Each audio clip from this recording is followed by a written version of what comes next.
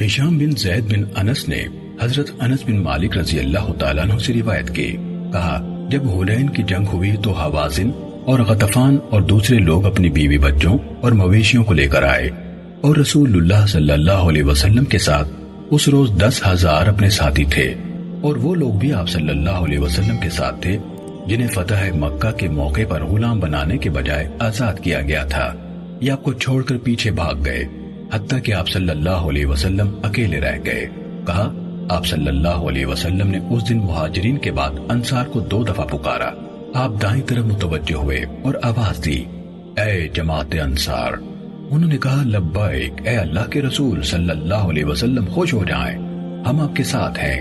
پھر آپ صلی اللہ علیہ وسلم بائیں طرف متوجہ ہوئے اور فرمایا، اے جماعت انصار۔ انہوں نے کہا لبیک اے اللہ کے رسول صلی اللہ علیہ وسلم، خوش ہو جائیے، ہم آپ کے ساتھ ہیں۔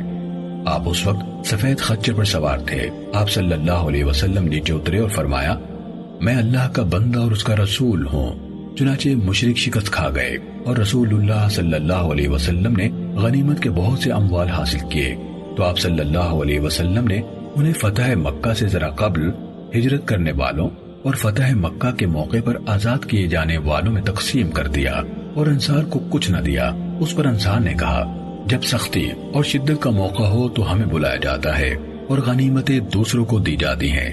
یہ بات آپ صلی اللہ علیہ وسلم تک پہنچ گئی۔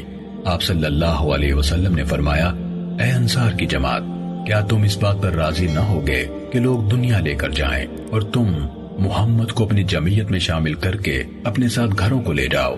وہ کہہ اٹھے، کیوں نہیں اے اللہ کے رسول صلی اللہ علیہ وسلم، ہم اس پر راضی ہیں۔ کہا تو آپ صلی اللہ علیہ وسلم نے فرمایا، اگر لوگ ایک وادی میں چلیں اور انصار دوسری وادی میں، تو میں انصار کی وادی کو اختیار کروں گا۔ صحیح مسلم حدیث نمبر 2441۔